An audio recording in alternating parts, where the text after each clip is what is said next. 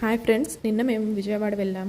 కొంచెం హాస్పిటల్కి వెళ్ళే పని ఉండి అక్కడ నుండి ఆ పని అయిపోయిన తర్వాత పక్కనే మెట్రో ఉంటే మెట్రోకి వెళ్ళాం. ఇంట్లోకి అండ్ అలాగే మా షాప్లో కొన్ని కావాల్సినవి ఉంటే తీసుకోవడానికి వెళ్ళాము. నేనైతే ఇంట్లోకి కొన్ని సరుకులు తీసుకుందామని వెళ్ళాను. పక్కనే ఈ స్టూల్స్ ఉన్నాయి, ఇవైతే చాలా బాగున్నాయి. మా హస్బెండ్కి చూపిస్తున్నా, ఇది బాగుంది ఇది తీసుకుందామా అని. హస్బెండ్స్ గురించి తెలిసిందేగా, మనం ఏది కావాలంటామో అది ఖచ్చితంగా వద్దు అంటారు. సరేలే నెక్స్ట్ టైం తీసుకుందాం అన్నారు, కానీ అవన్నీ పక్కన పెట్టేసి వచ్చేసాను.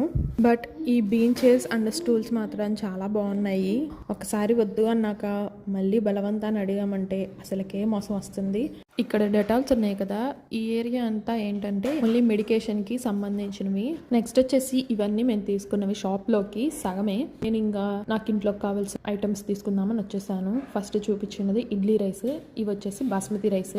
ఇక్కడ ఏంటంటే మనకి ఇంట్లోకి కావాల్సిన సరుకులన్నీ ఉంటాయి. పప్పులు, ఉప్పులు, ఆయిల్స్ అండ్ అలాగే మసాలాలు, డ్రై ఫ్రూట్స్ అన్నీ ఉంటాయి ఇక్కడే.